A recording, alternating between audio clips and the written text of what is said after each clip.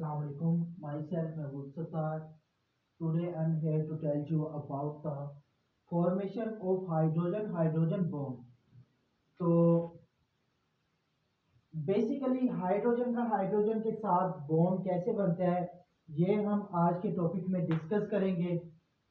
तो सेम इसी तरीके से बाकी जितने भी एटम होते हैं उनका बॉन्ड सेम इसी तरीके से ही बनता है। तो हम देखते हैं हाइड्रोजन के साथ बॉन्ड कैसे बनता है। सो सपोज करें ये एक हाइड्रोजन एटम है और ये भी एक हाइड्रोजन एटम है। इसके दो वे होते हैं।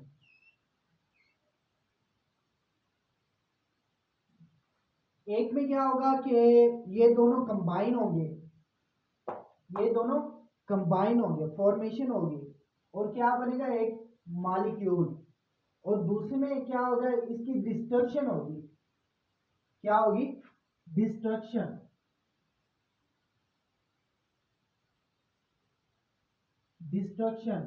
और क्या बनेगा? दोनों वैसे के वैसे इनकी फॉर्मेशन नहीं होगी। और दूसरे में क्या होगा? फॉर्मेशन होगी, हाइड्रोजन के साथ हाइड्रोजन बनेगा, फॉर्मेशन होगी। तो क्या होगा? ये एक बड़ा मॉलिक्यूल बन जाएगा।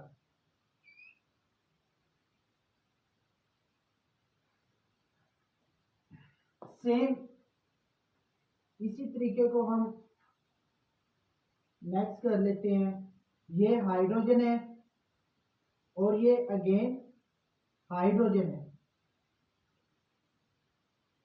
इनकी आगे फॉर्मेशन होती है, इनके दरमियान जो बॉन्ड बनते हैं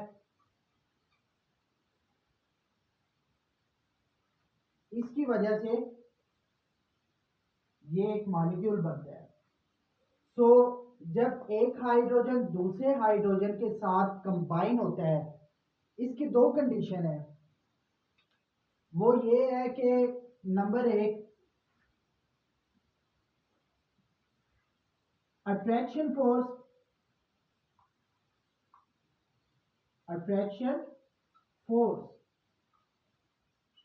एंड सेकंड कौन सी है?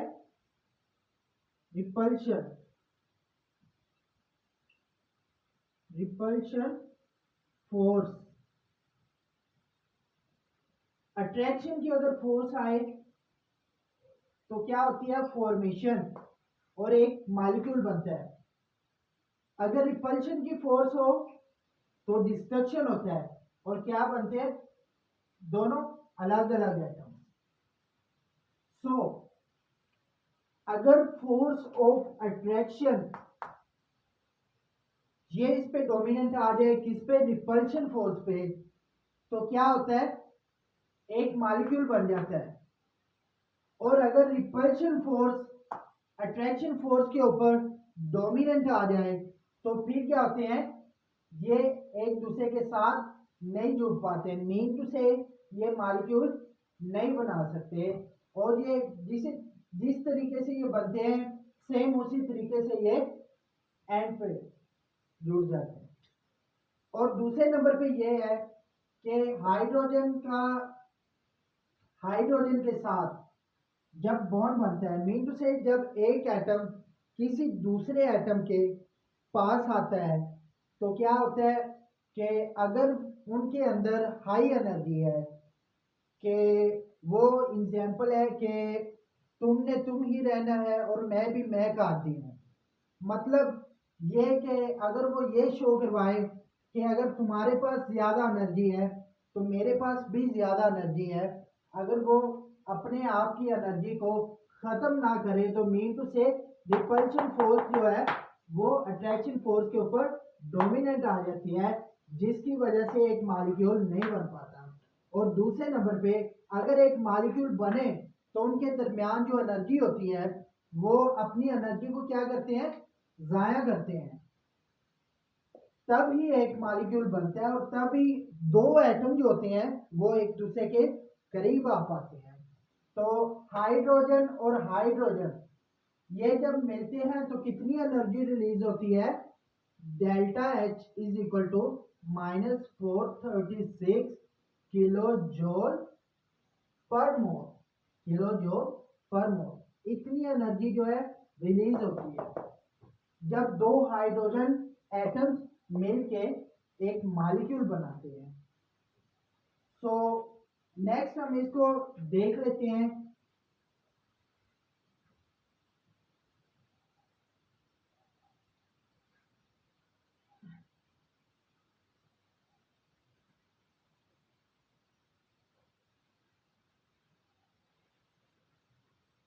Next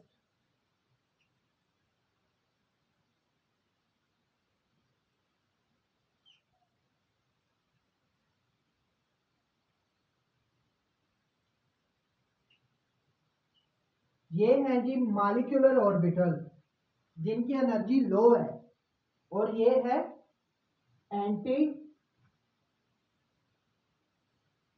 bonding molecular orbital. ये क्या है? जिनकी एनर्जी कम है, मॉलिक्यूलर ऑर्बिटल।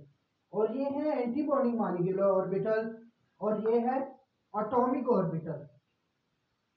एटॉमिक ऑर्बिटल ये भी क्या है? Atomic orbital. Atomic orbital.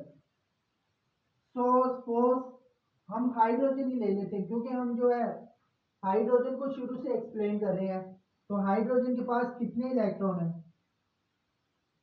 एक हाइड्रोजन का इलेक्ट्रॉन ये आ गया और सेकंड हाइड्रोजन का इलेक्ट्रॉन इधर आ जाएगा। सो अब इनकी of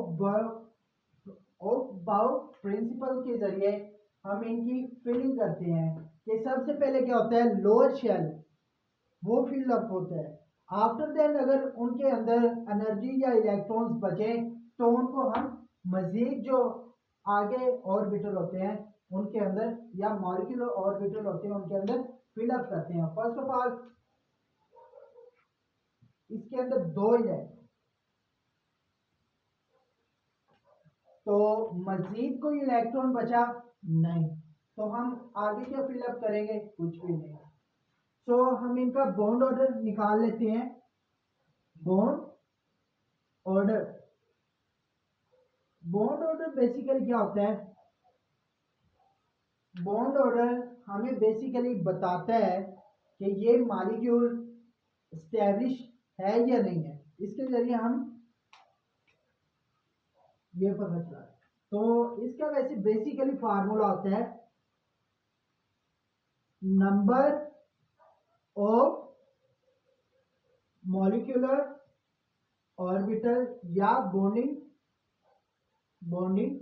orbital minus number of anti bonding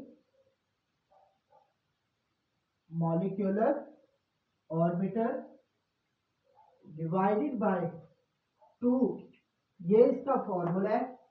so हम इसके अंदर फिलअप करते हैं। नंबर ऑफ मॉलिक्यूलर ऑर्बिटल कितने हैं जी? 2 minus number of anti bonding molecular orbital, इसमें कितने हैं? एक भी नहीं है।